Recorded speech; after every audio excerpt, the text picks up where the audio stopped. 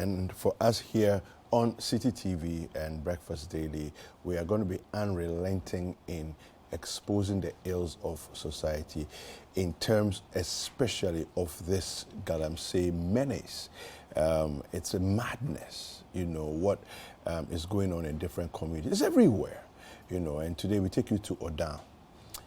A lot of people involved in the Galamsey decimation of land, complete destruction of our natural resources, and so on and so forth. We have a report for you filed by our colleague Hafiz Tijani. Let's take a look. When the Oda River was not tampered with, it looked very clean, and 56-year-old Alfred Beekun used it for domestic purposes and also had a good catch in his regular fishing expedition. The situation has not been the same since illegal miners invaded his community and carried out their operations in the middle of the Oda River.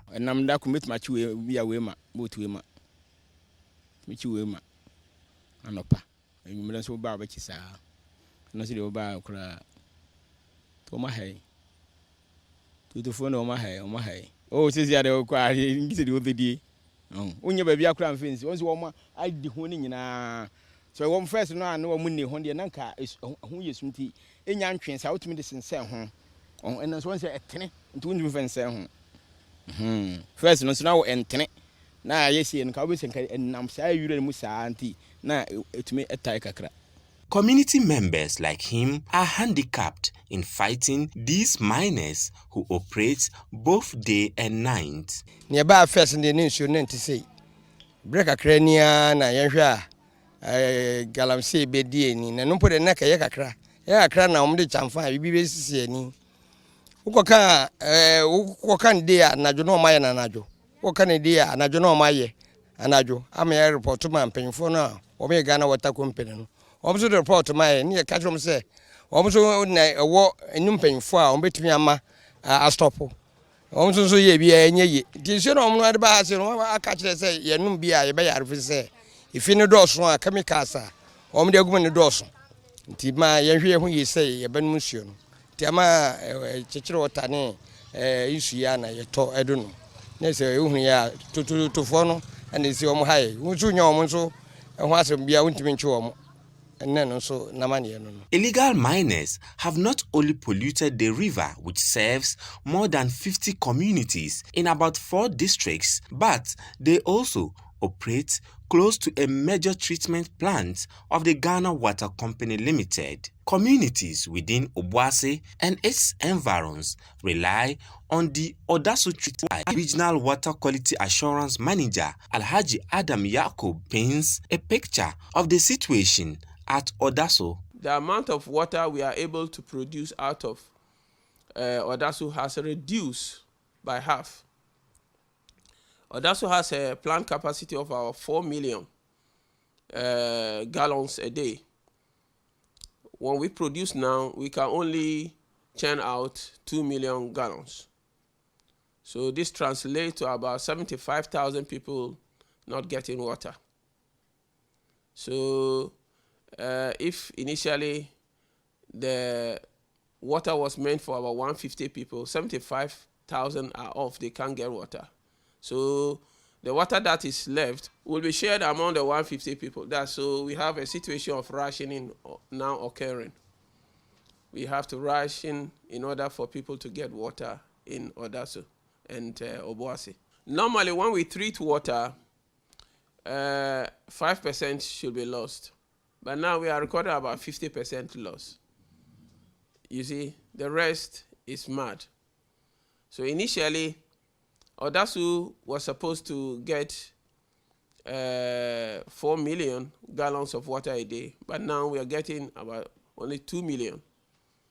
And as I said, using a per capita consumption of about 120 liter per capita, 75,000 people will not get water as a result of that. The activities of illegal miners continue to pollute the intake point, making turbidity levels high. This is increasing the cost of treating and producing water being supplied to consumers. The cost of production before and now, I will use figures my boss used in a presentation at KNUST just about 3 or 4 days ago. And that figure stands for the whole nation.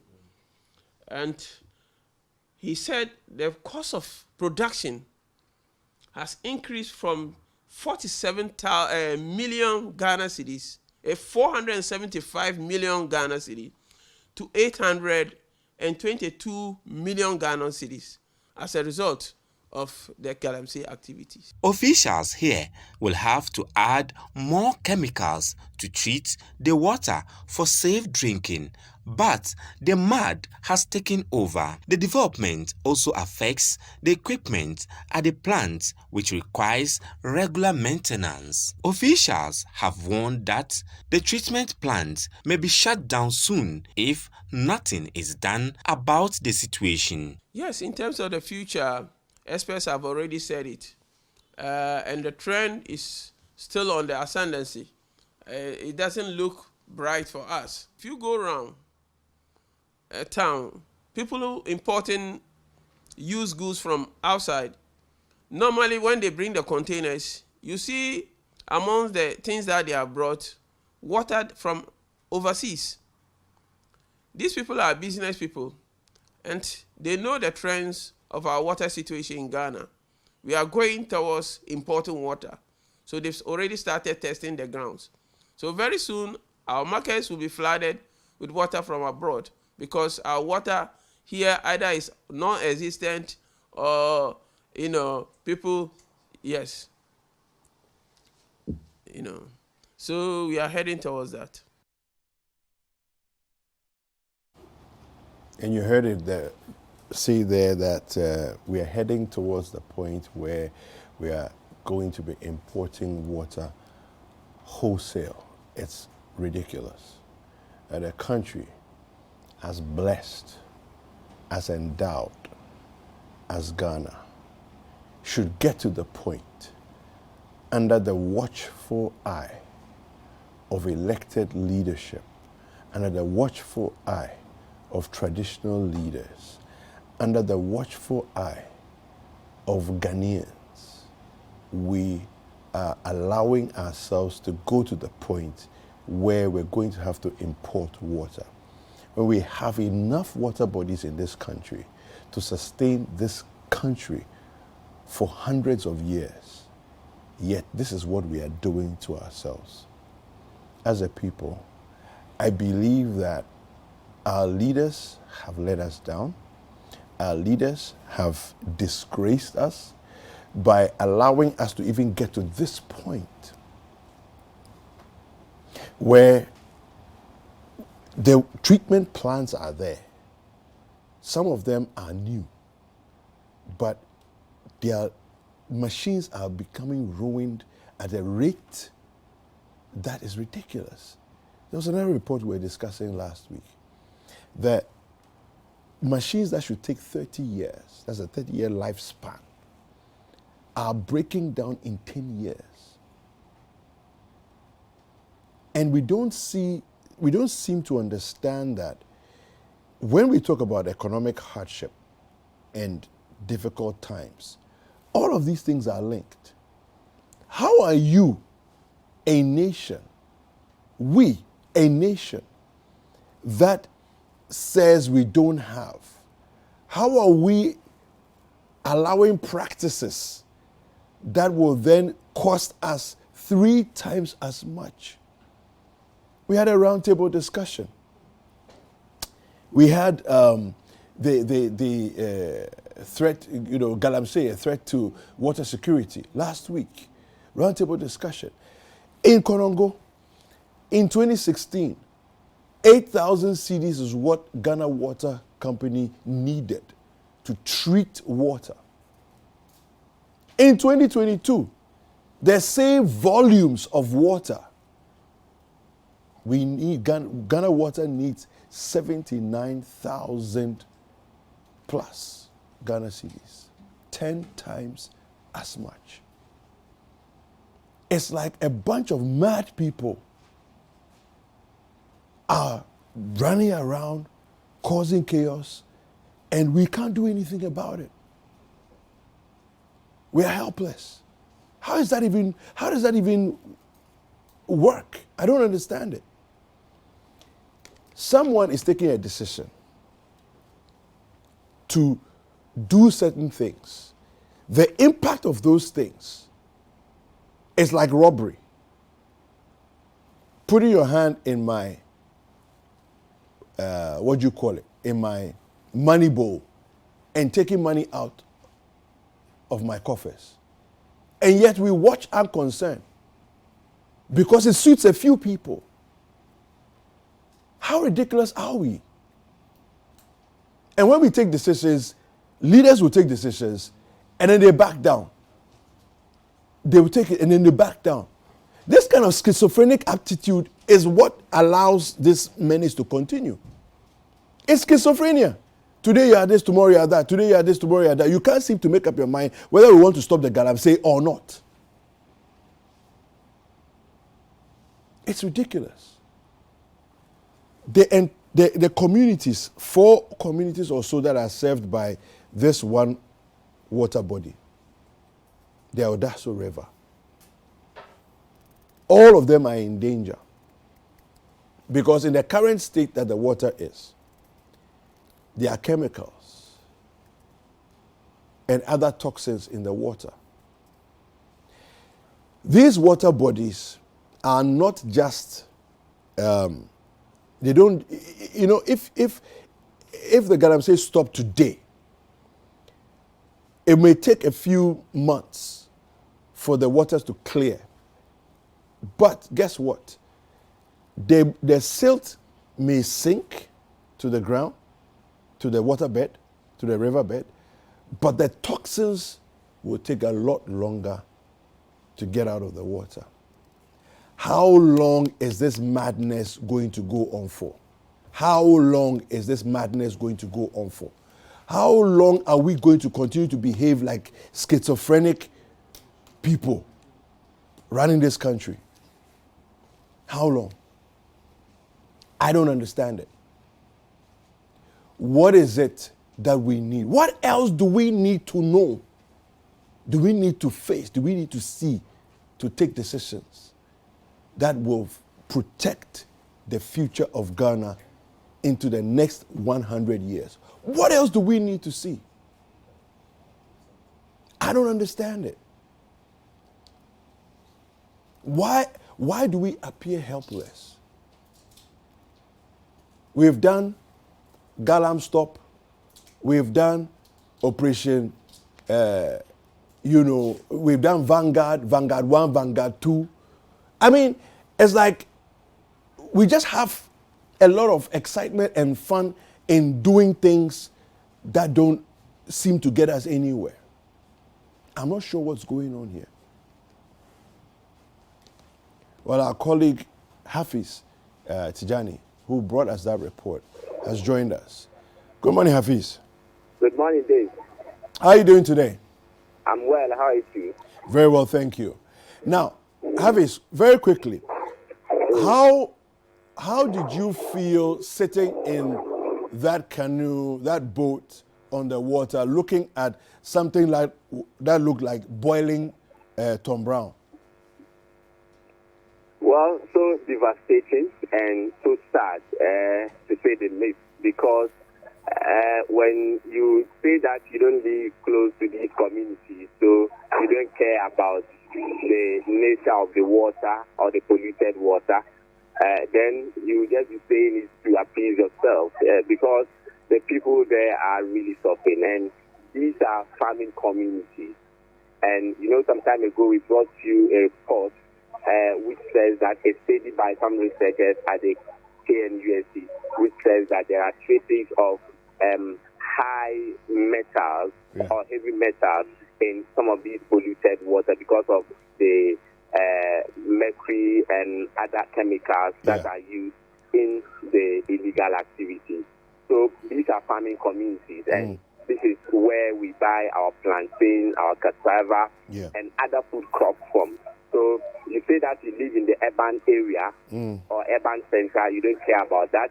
These farmers use this water to water their crops because there's no any option. They don't have any irrigation alternative to be able to water their crops. So I feel that it's not just a problem of one community. It's a problem that goes round to other communities, especially in the urban centers, because we rely mostly on the rural folks to harvest their produce. Then these produce are being brought to our market in the urban centers, then we buy them. And there is no identification or there is no mark or traces of this plantain coming from Odafo, this plantain coming from Obuasi, this plantain coming from Mansun Konta. You don't find that. When you go to the market, what you are interested is you buy the plantain. So I was so worried when I got to the place to see the nature of the water. And now the Ghana Water Company is just complaining. They have no option. They are handicapped in trying to fight this menace. They can only do what they can to treat the water, even at a higher cost. So that's the worrying situation, David. Now, just give us a sense of the communities that are around the Oda River. Just sort of give us a rough idea. I know you mentioned Obuasi in the report. What other communities would you say are served by this river? Okay, so we are talking about Watreso. We are talking about Odahon and Odafo itself. Then we are talking about Jakobu. It's just close. That is the Amante Central District. And we are talking about Obuasi itself and other areas within the Obuasi district, which are not, which have been served by this treatment plant. So if there's a shutdown, we are looking at about more than 50 communities that will be affected by this shutdown as a result of these illegal miners or the activities of these illegal miners. Okay, so we have a story on Citi Newsroom from 2020. It said here that I'll just read the headline for you. Ghana Water Company to shut down water plant at Odaso over Galamsey polluted water. This was 2020. They were already threatening to shut down because the quality of water that they were getting at the inlet was dropping. In 2021, we have another report that says Galamsey limits water supply over 140,000 people daily. Now, in Odaso. Now, in the report you brought, one of the Ghana Water people there said that they were supplying to about 150,000 and they're having to drop that to about 75,000 people. So this is even worse than the number that was reported last year, which was the limit, it was being limited to 140,000 people. Now it's being limited to about 70,000 people, thereabouts. How imminent is the shutdown? Very close, according to the officials of the Ghana Water Company, because there are a number of factors. So you look at our currency, the performance of our currency now is not so stable. And these chemicals are being imported and they are bought in dollars. And so the alum that was used to treat the water, that you can find. But the polymetric substance they now use to get the treatment done because of the high stability level of the water because of the pollution, it's hard to find, and that is imported. That is one factor. Secondly, they have to increase the amount they use to produce. Previously, now the amount is 10 times of what they were using to buy these chemicals to produce the water, because day in, day out, the pollution is occurring and the stability level of the water is also increasing. So they will have to find means at all costs to treat the water. So what they have done to reduce the reach in terms of people they supply water to is just to cut down costs.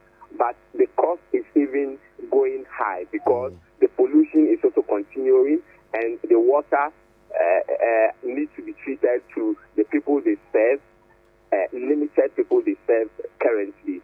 So the shutdown is just closed according to the authorities because they have said a number of things, they have done a number of investments, they have tried to even serve their customers, but that is not working. So the shutdown is very close. All right. Hafiz, we really appreciate your time this morning. Thank you for speaking to us. So that was our colleague Hafiz Tijani, and bringing us an update and giving us a bit more context as to what is really happening there. Now, as he said, there are a number of challenges, but before, to help me sort of look into this a little bit further, Apioko has joined me on the show. I want to say good morning to you. Api, good morning. Bonjour. How are you? Yes, bonjour. A week ago, Yeah, we speak French. Yeah, a week ago we started speaking French. Yes, we did. Yeah, I know, right? Yeah. Good morning. Yeah, How are hi. you? You look very spiffy. Well, you know, for God and country. Yeah. You're looking spiffy for God and country. It's for God and country. Not for yourself. It's for God and country. Congratulations Thank you very for much. doing the Lord's work. Thank you. You know, and also for doing the Patriots' work. Amen. Amen. Thank you. Yeah, no, but I'm all sort of upset this morning just because it's like we've decided that we will just allow Ghana to go to hell in a handbasket. You know, we're just watching it go. And it's like, we're you know, for me, people say, but the media, they just sit there and they just talk. Listen, the media's job... Our job is to talk. Is to talk. Do your job, right? I have not been equipped with weapons. I have not been equipped with Kevlar jackets. I don't have bulletproof helmets. I've not been given vehicles to go into the Galamsey and stop. I've not been authorized to go and stop people from Galamsey. That's not my job. That's someone else's job. Mine is to expose the ills, shine a light on the challenges that are going on in the country, and call for duty bearers to do the right thing. That's my job. And I will do it to the best of my ability. Now, I mean, you heard the report there. You heard what Hafiz also said there.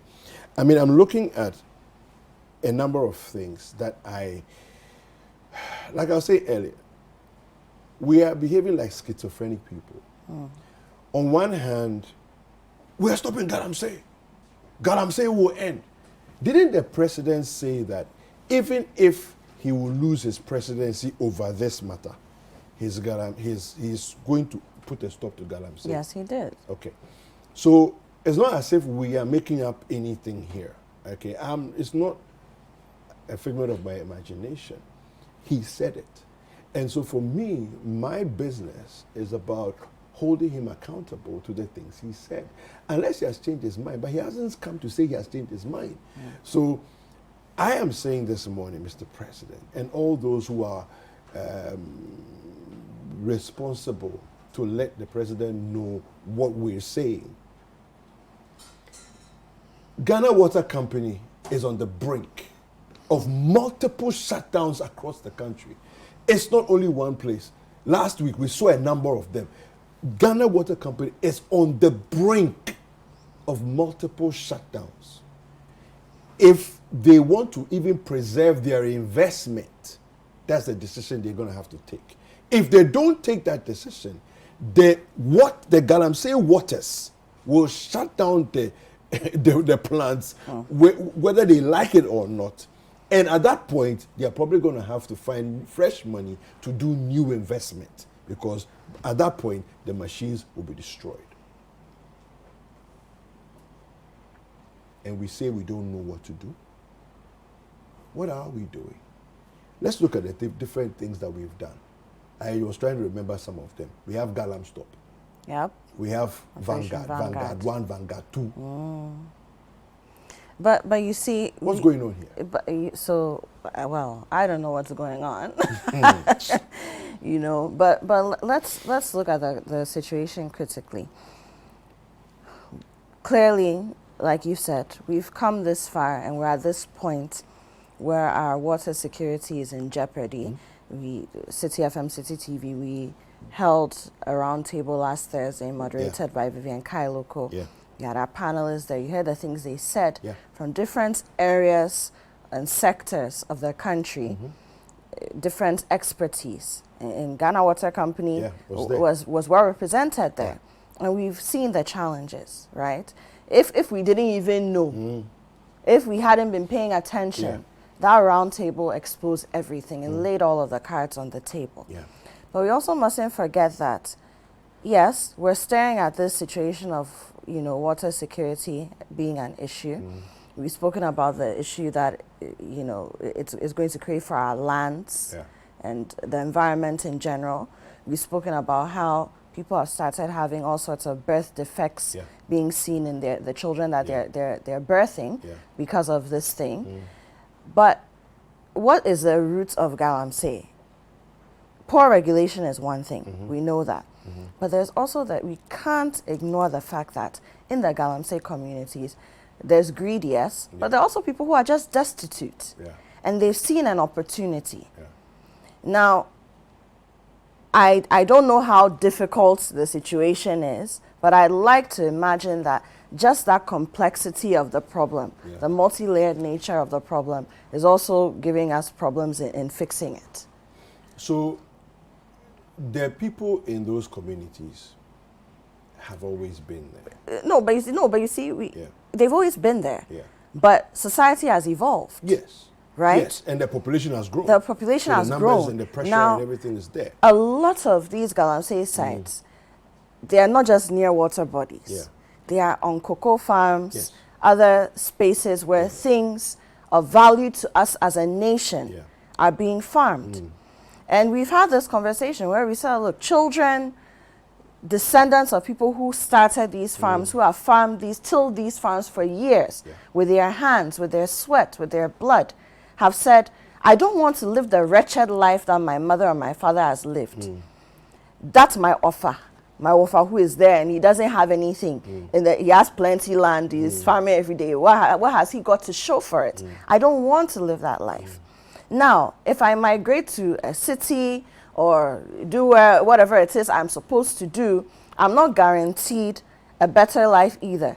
This seems like a low-hanging fruit. Let me go in for it. So it's multi-layered. Unemployment, have we fixed that problem? We've not. But I think that the galamsey has been exacerbated because of the introduction of excavators. And for me, that's where my biggest challenge is. It is. So that's why I'm saying that the problem is multi-layered. It's neither here nor there. Across the spectrum, across the board, there are problems that need to be fixed. The excavators have come because somebody saw opportunity. And the opportunity, what is it? One, there's money to be made. There are people who want money because they say they don't have a proper livelihood or a sustainable livelihood. There are people who are willing to partner us by giving us the land to go in and do the mining or whatever it is, to the detriment of themselves and their communities. They are willing. Okay, let's zoom in on the opportunity. The people who are bringing in the excavators, it's a business model for them. And I think for me, that's where we need to insist that we solve the problem from that end. Because already, even the restoration of lands is a major issue. So there are pits everywhere. Now, there's the bigger conversation about the fact that you mentioned the introduction of excavators. We've said this time and again that there's always been small-scale mining in Ghana. Mining gold, small scale, or any other thing, it's always been with us. It's been with us for decades. But now people are saying, okay, the regulation in the space, there's some loopholes. So let me bring in the big boys, and then we can do it big time. And we kept quiet when the big boys started doing the big work. And that is why now we are calling it illegal small-scale mining. But there's always been small-scale mining that could be done in an acceptable and sustainable manner, right? So now we've come this far, and I'm saying that the thing is multi-layered, where we've heard the story, we've spoken to our correspondents, we've spoken to people who have been in the field knee-deep. What have they told us? That everybody in the system, they are hand in hand. They're working together. So for me, I remember some years ago, the conversation was, okay, let's put a pause on small-scale mining in general, figure out the terrain, how we should go about it, and then we can proceed. Why haven't we done that? There hasn't been I mean, like, somebody has come out to say, we are banning this thing for now. Whether you are doing it with headpans or excavators, we're banning it until we figure out how it can be done in a way that's not harmful to us, as human beings, to our environment, to our water bodies, and now to our water sustainability. We haven't done that. Ban it outright for a season. Ban it, even if it's for 5 years. Ban it. Let's recover our lands. Let's recover our water bodies. Let's restore things back to normal. Ban entirely, 100%, all forms of small-scale mining. Ban entirely. That is what we need to do, and do it immediately. We'll take a quick break. We'll come back and there's more conversations to be had.